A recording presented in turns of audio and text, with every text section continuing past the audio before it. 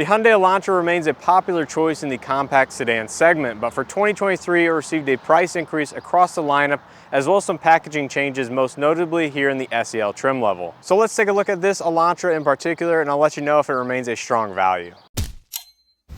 So the Elantra that we have in front of us here is a 2023 SEL with convenience package. Now this trim level and package is the one that received the most changes for the 2023 model year in terms of price as well as feature changes. Now for 2023, Hyundai stripped the SEL Premium package from the lineup, so if you were looking for that particular Elantra, I would highly recommend checking around for a leftover 2022 model. However, at this point in the model year, it might be too late since many of the new Elantras coming into dealerships are already the 2023 model year, so you might be left sticking with the SEL Convenience or moving up to that limited trim level if you want those features. Now the SEL Convenience package adds a ton of great features, including heated front seats, heated side mirrors, adaptive cruise control, leather wrapped steering wheel, the 10.25-inch digital gauge cluster, and a few other things as well for the 2022 model year. Now for 2023, Hyundai has upgraded the SEL Convenience package even further with the 17-inch alloy wheels as well as the 10.25-inch infotainment system with built-in navigation. However, along with upgrades in the packaging, Hyundai has also raised the price of the convenience package $1,000, so that's definitely something to consider. So now that you know what changed with the 2023 SEL Convenience package, let's take a walk around of this particular vehicle and show you what the Elantra has to offer.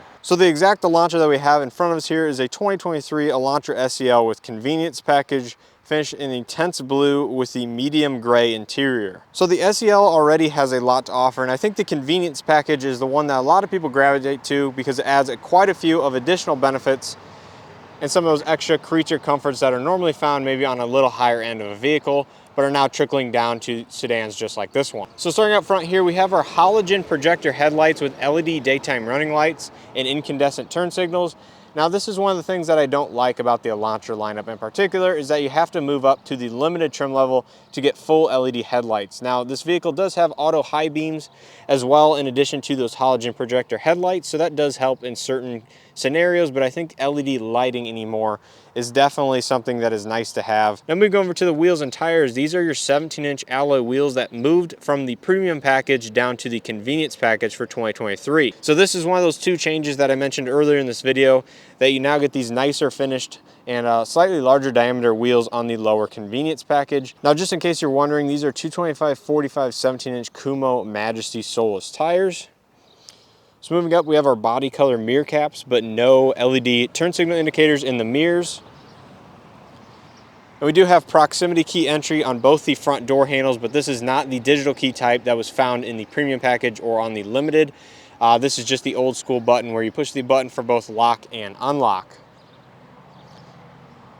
Now the Elantra anymore is a pretty sizable car, so it is fairly long considering it's still in the compact sedan segment and offers a ton of rear seat legroom and interior volume. So moving around to the rear, we have our fully incandescent taillights here because as part of the premium package and on the limited and N line, there are partial LED options available as far as the taillights go. But here on the SEL with convenience, it's full incandescent, and you have your integrated trunk release as well as your backup camera just around the logo there. And here on the lower fascia, it's worth noting that the premium package also gave you a different front and rear plastic trim. This is just the base SEL black trim on the lower part of the bumper there. Now I have to admit, I'm not usually a fan of intense blue, but here in this overcast lighting, I think it actually looks pretty decent here on the Elantra. I'm not sure what the take rate is on this particular color, but it definitely doesn't look horrible here on, like I said, in this lighting on this particular trim level. You can see more of the basic SEL grille and plastics up front here. Again, they are slightly upgraded on the limited as well as the premium package that was found before. So let's go ahead and take a look on the interior and show you what the convenience package has to offer. So like I mentioned, this is the medium gray interior. There's also a black option available, which is probably the one that I would personally opt for myself. But here on the door panel, we do have our rubberized texture here on the armrest portion, as well as a nice soft cloth with accent stitching along the top there around your speaker grille. Decent amount of storage lower in the door panel, and do have power windows, mirrors, and locks, of course, with your silver accented door handle. This is a 6-way manual driver's seat, and it has a 4-way passenger seat. So let's jump inside since it is pretty warm out today. And there's your fully digital 10.25-inch cluster, along with your 10.25-inch navigation system, which is new as part of the convenience package for 2023.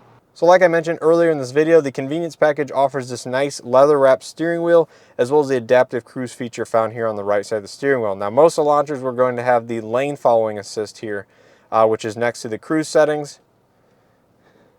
You have your automatic headlights, as well as the high beam assist, which is standard on SEL and up, I believe. We do have our lane keeping assist, as well as our traction control and interior illumination.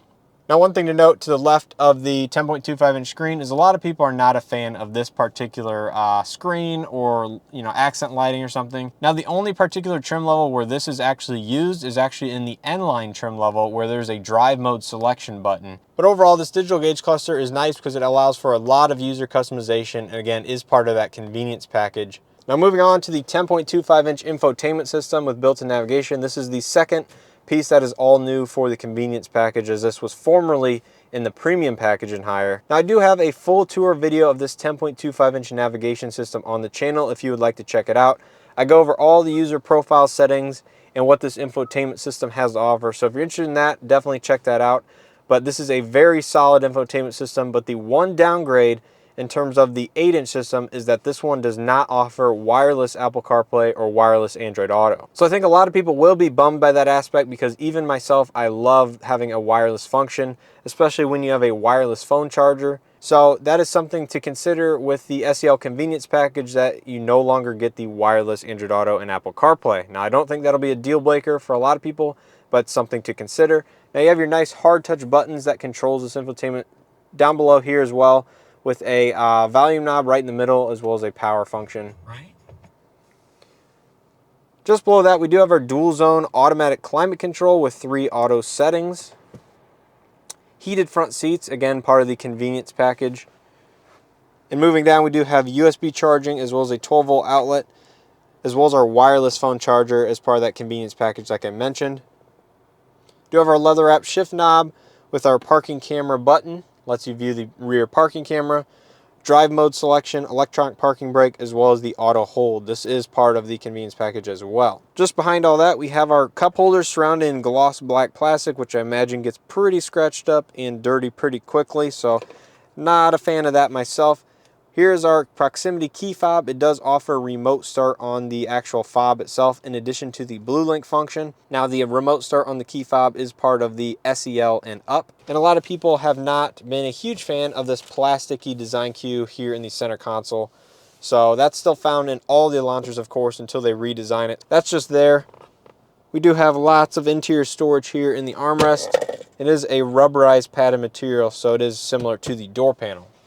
So up top, we have our manual dimming rear view mirror, all of our interior illumination, which is incandescent, as well as our Blue Link button right in front of all that. But overall, the front space is pretty comfortable here in the Elantra. It's definitely spacious, minus the passenger space with this little console. Now, the cloth is a little bit better than the Tucson video I did, so make sure to check that out if you guys are interested in another full tour of a Tucson SEL.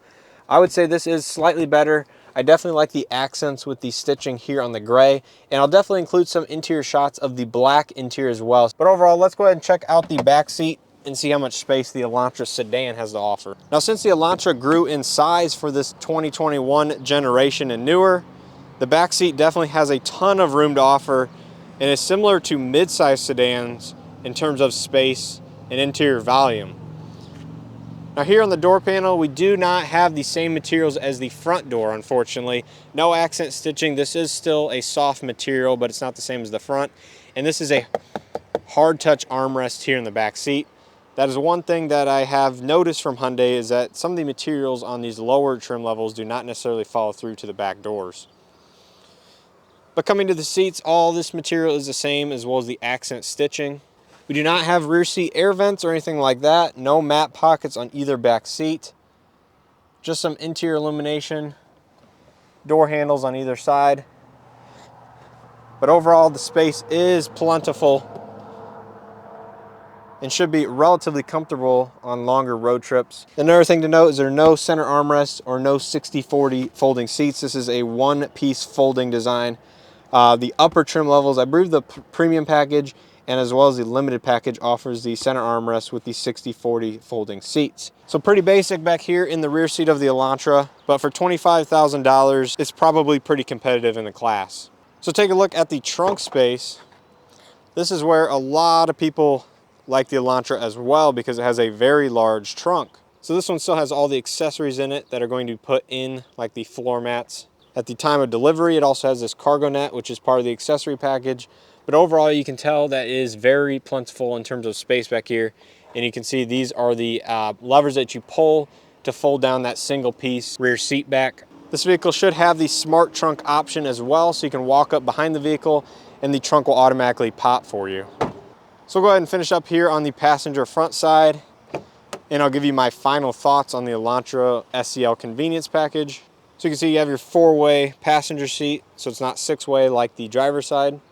And overall, the dash does have a little bit of give to it, but it is pretty hard and it has a nice texture on it though. And I do like these silver accents running along the dashboard there around the air vents. So under the hood of the Elantra makes 147 horsepower and 132 pound-feet of torque from an inline 4-cylinder naturally aspirated, but it does the job for most people in terms of a commuter car and daily driver, and it is paired to the intelligent variable transmission, which is Hyundai's version of a CVT. But overall, let's go ahead and wrap up this video and I'll tell you what I think of the SEL Convenience package. So overall, what do I think of the Elantra SEL with Convenience package? I think it is a strong value in the Elantra lineup, right around that $25,000 mark. Now, as you guys might know before, the Elantra SEL Convenience was actually only a $900 option, but did not include the 17-inch wheels along with the 10.25-inch navigation system. So it included everything else in this package minus those two items for the 2022 model year as well as the 2021 model year. So with that in mind, the fact that this package went up $1,000 for those two options for the 2023 model year along with the $300 base SEL price increase for a total of $1,300, I think that definitely diminishes the value aspect of this Elantra just a little bit.